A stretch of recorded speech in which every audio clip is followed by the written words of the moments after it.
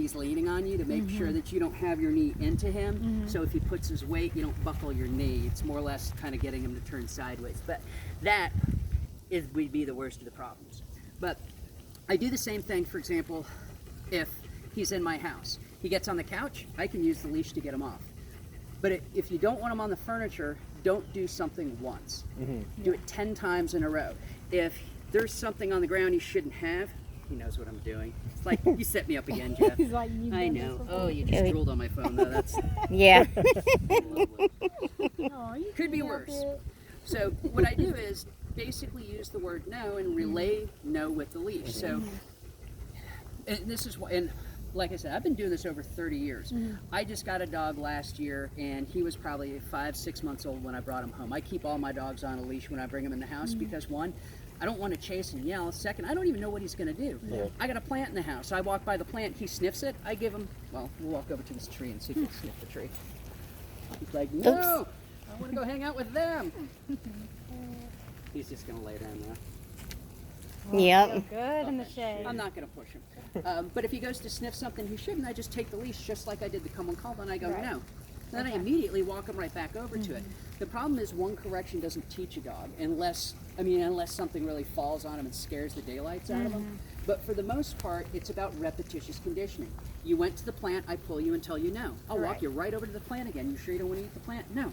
You sure you don't want to eat the plant? And eventually he'll do like he does with the walking. You'll walk over to the plant and go, you want to play with the plant? And he's going to be like, I'm going to go lay over here. Yeah, if no, you I don't me want to get yanked again. Right, so you're teaching him basically there are general rules in the environment that he has to pay attention to, and being able to relay that with the leash makes it so much easier. Like I said, the last time I had an issue walking with him, it was because we saw a deer. And what I do is I encourage him to chase the deer because he won't chase them with me. So I have to run toward the deer a little bit, and then he'll start running out, and I'll sneak back and call him. And I'll try to do it as many times as I can because for me, training him means get the hard stuff out of the way so I can do all the fun stuff. Right. Well, once you do the come when called and the walking a leash part, everything else is so much easier because when you do come when called, you open the line of communication. If I want to teach him not to go through an open door, it's the same concept. I open the door, pop, tell him no, close the door, open the door, no, pop, pop, close, open, do it, and eventually you'll open the door and he'll look at you and just sit there like, That's all right, so I got what you're interesting doing. because my parents have a 6-month-old puppy right now, and it's like kind of on and off when he knows when not to and do see, something. that's age and consistency. Okay. That's where not having a leash, you lose a lot of behavior as a puppy. As an adult, it's easier because conditioning can happen in a shorter period of time because you don't have to deal with maturity. A Right. 6-month-old puppy is going to test for a while and your exploring. consistency goes up and down. He's going to test, you're going to work with him, he's going to be like, oh, all right, I got to listen to you. Yeah. And then he'll be done testing, and that way you get over it much, much faster. But like if I eat dinner, I'll totally put this dog on a leash, and to be honest with you, I wouldn't even let him stand. When I eat dinner, I'll have him sit, I'll make him lay down, I'll make him teach him. When we eat dinner, you lay down. Right. Why?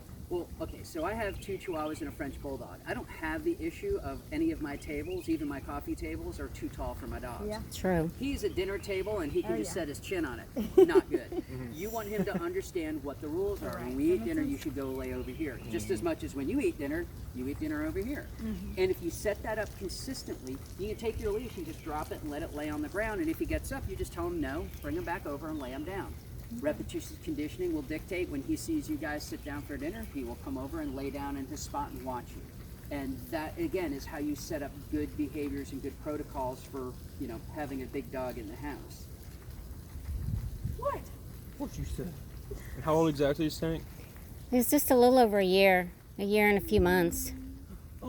And he has such a fun, playful personality.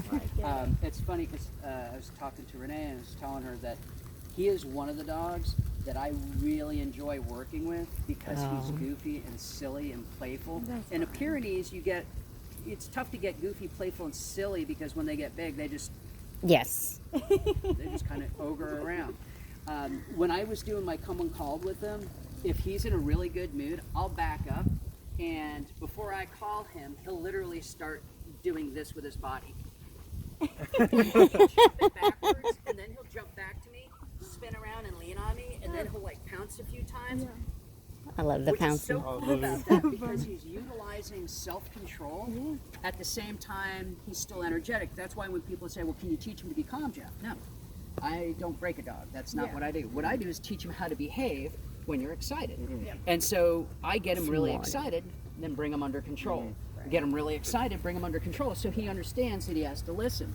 The problem most people have is they never work with the dog when they're excited, or don't get the dog excited and then make them listen.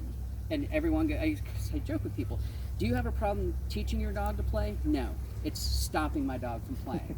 Well, you put a leash on, you play with him. You teach him sit. Okay, play, sit. Okay, play, down.